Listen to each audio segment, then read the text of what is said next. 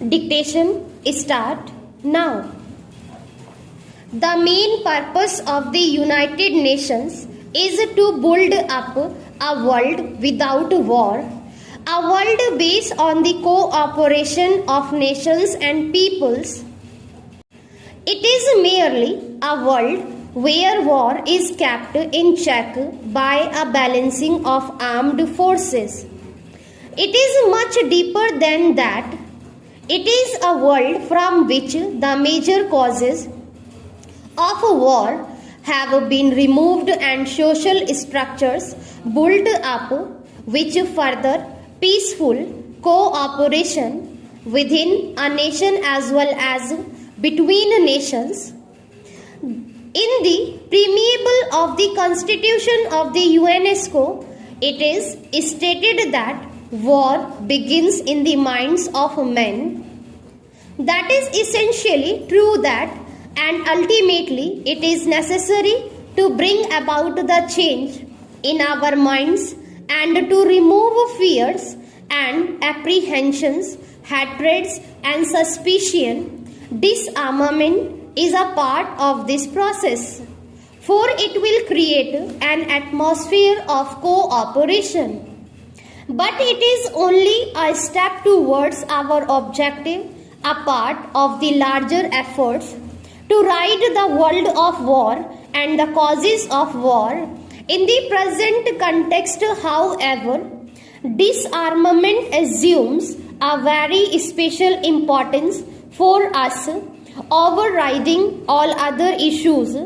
For many years past, there have been talks on disarmament, and some progress has undoubtedly been made insofar as the plans and proposals are concerned. Still, we find that the race of armaments continues, as also the efforts to invent even more powerfully engines of destruction.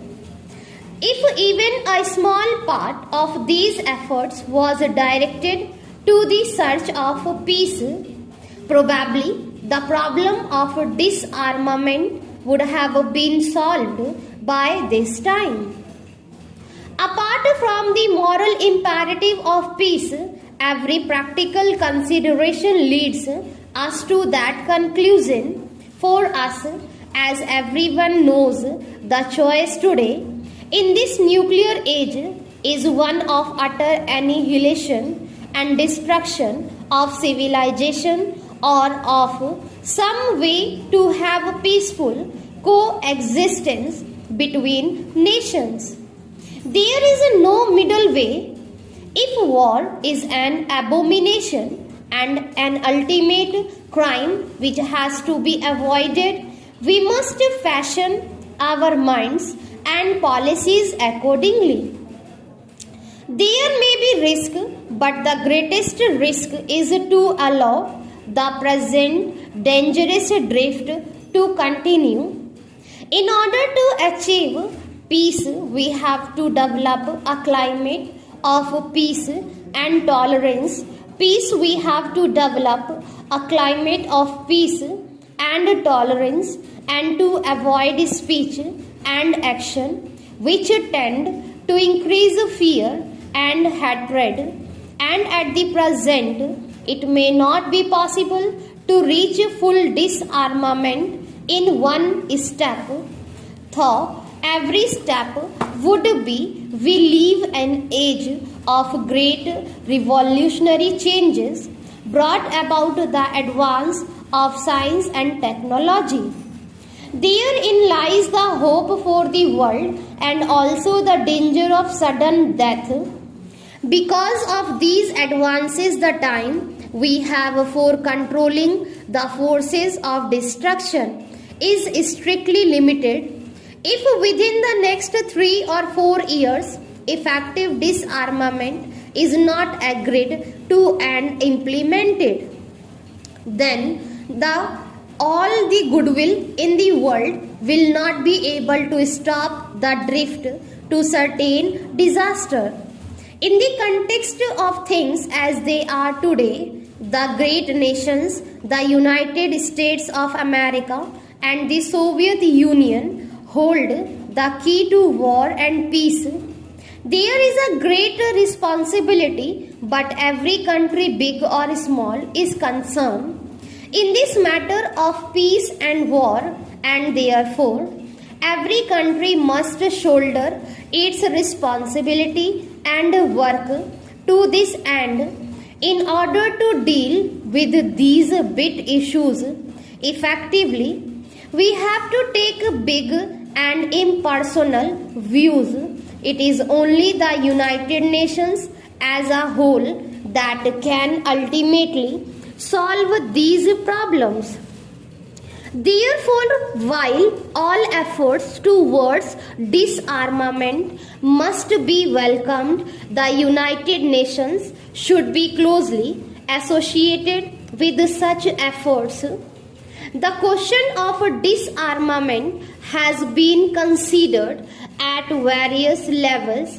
There is the question of general disarmament and of the ending of test explosions of nuclear and thermonuclear weapons so far as test explosions are concerned. Considerably progress has been made in the discussions of the committee which has been meeting in Geneva. Indeed, it would appear that an agreement has been reached on many bases issue and only a little more effort is needed to complete this agreement. I suggest that a final agreement on this subject should be reached as early as possible. This is not strictly speaking disarmament, but undoubtedly any such agreement will bring a large measure of relief to the world.